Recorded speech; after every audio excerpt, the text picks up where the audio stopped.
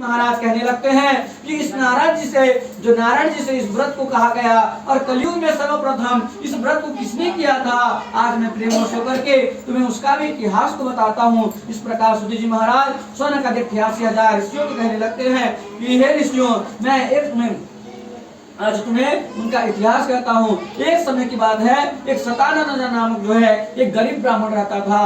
भूख और प्यास के साथ जो है बेचैन होकर के जो है वह भिक्षा के लिए पृथ्वी पर भटकता रहता था। वह जो है भिक्षा मांग करके जो है अपने पेट को पूर्ति करता था।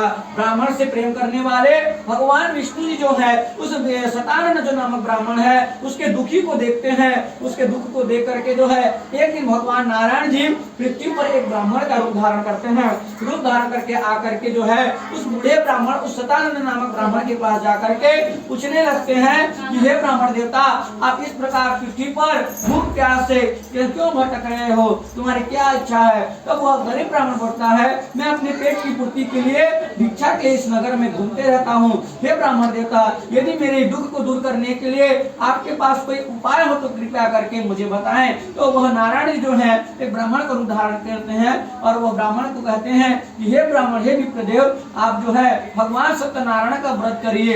अगर सत्यनारायण भगवान का व्रत करते हैं तो भगवान नारायण जी आपके सारे मनोकामनाओं को पूरी करेंगे, सभी प्रकार के दुखी को दूर करेंगे। इस प्रकार वह बुरा ब्राह्मण को जो है भगवान, वो बूढ़ा ब्राह्मण को जो है सारे सत्यनारायण भगवान के जो व्रत का विधान है वह ब्राह्मण देवता बता देते हैं और बता करके वहां पर से अंतर ध्यान हो जाते हैं। कभी वह सतानंद जो नामक ब्राह्मण रहता है वह जो है वह कहता है कि आज उस ब्राह्मण देवता ने जो मुझे उपाय बताया है मेरे दुख दरिद्र दूर करने का, उस उपाय को मैं अवश्य करूंगा, उस व्रत को अवश्य करूंगा। इस